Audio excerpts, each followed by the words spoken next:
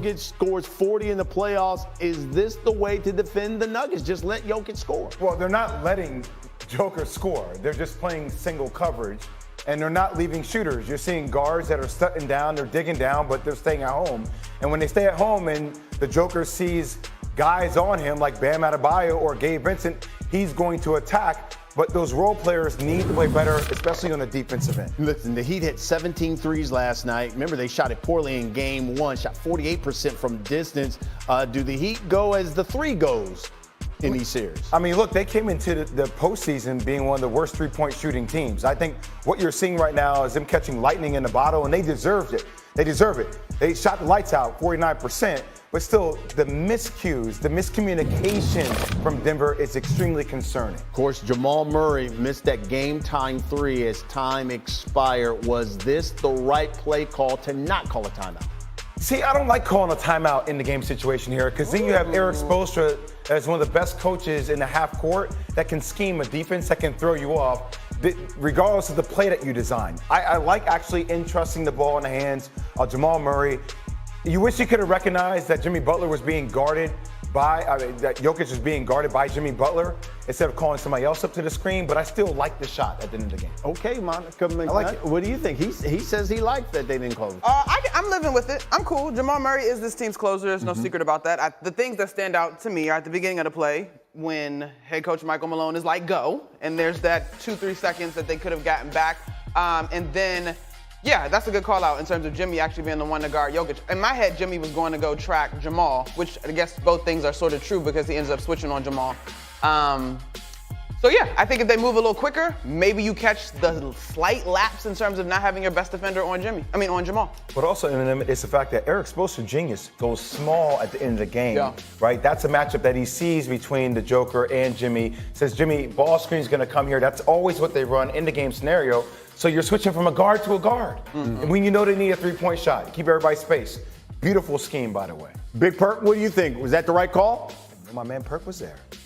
Well, I said that in the first hour, but look at Jay Will. Look at old Jay Will.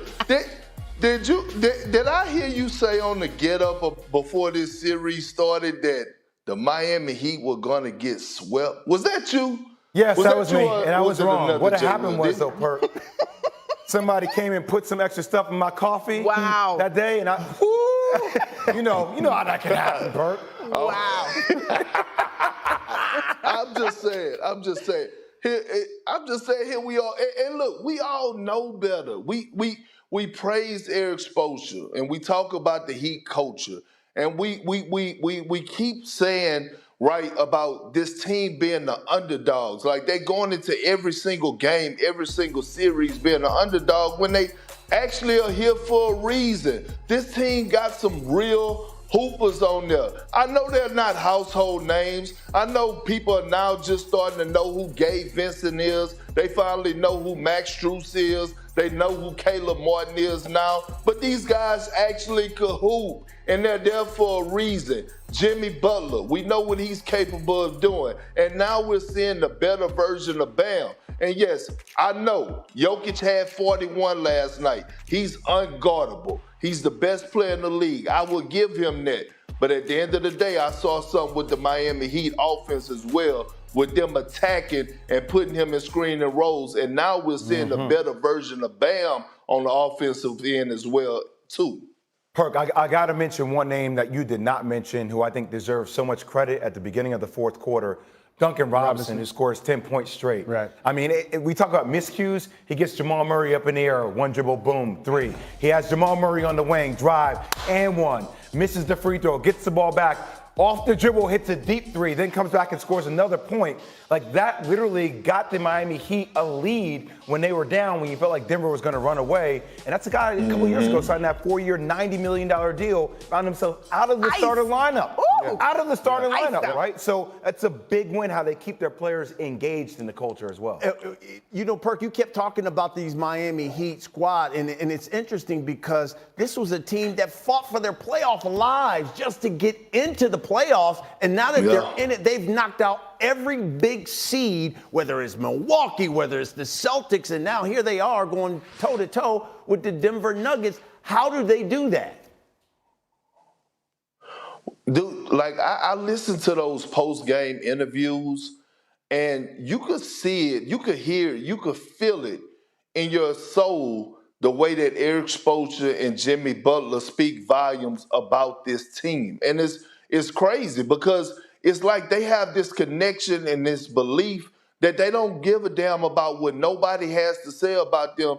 They know what each guy is capable of doing. And I talked about this earlier before Jay Will was before Jay Will joined us, the trust factor. Those guys trust each other so much, and there's so much confidence and the energy, the way that they pass the ball to one another. When you pass the ball with the right energy, you're going to catch and shoot with the right energy. And that's what I see out of this Heat team. The trust factor on both ends of the floor. It's no hero ball. One night it may be Caleb Martin. The next night it may be Gabe Vincent. It may be Duncan Robinson. They get it done collectively, and they have a true definition of a team with great leadership, starting from Eric Spoelstra to Udonis Haslem to two champions that are on their roster, and Kevin Love and Kyle Lowry.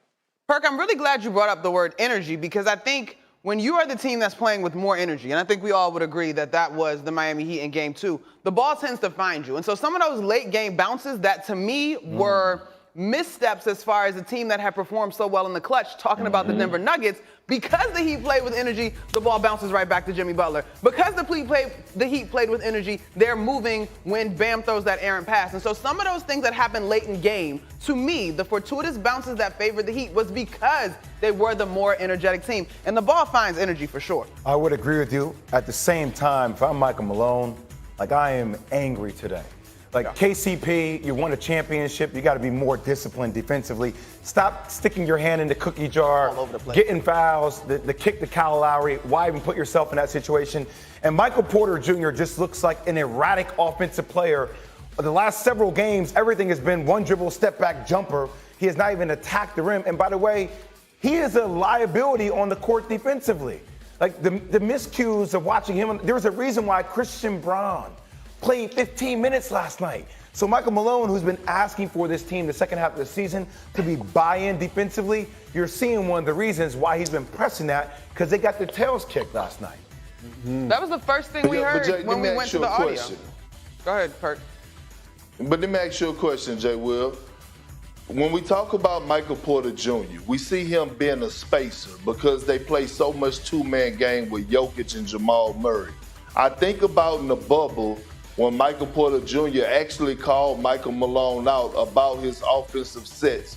When you have a guy that's on a big contract like that, because he's a superior talent in my eyes, don't you got to find a way to also put him in position offensively to be successful so that he's not in position to be taking those type of shots? I'm just asking. No, Big Perk, I would say yes, but then what happens is when you're in that funk, you're making it about you instead of making it about what the team needs you to do.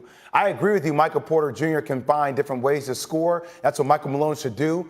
But your defense should not be predicated upon you not getting shots that you're getting on the offensive end. That part. That's the problem. So, right, NBA Finals, man, energy. like, we're here. Energy and effort. We've already seen 2 games, so we got to. Is it time to revise our picks here? Let's look at it. We'll bring them up here. Whoa! Listen, I had to change my pick. I was gonna say, first of all, I had to change my pick in. I disrespected the Miami Heat pick. every step of the way, and they continue. Are you doing it? To win? He did it. I'm Look, changing. you just did it. I changed it. I changed my pick. I'm Wise rolling with Perk. man, Brian. Wise man. Just flip like that? I'm right. Like, you staying with me? I think I'm gonna stay. I think it's a 7-game series now. Oh. Yeah. I think I'm What gonna do you stay. think?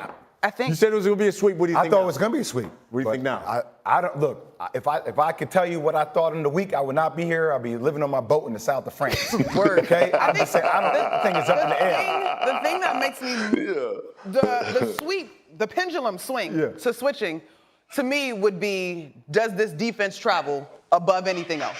Because even if the Heat don't shoot the 3 ball at 48% or whatever it was, if that defense travels, I'm not sure that the Nuggets are, like, they got to figure it out, but are they going to figure it out consistently? I'm just telling you, I'm rolling with Perk. Carry the heck on. All right, coming up, one dynasty possibly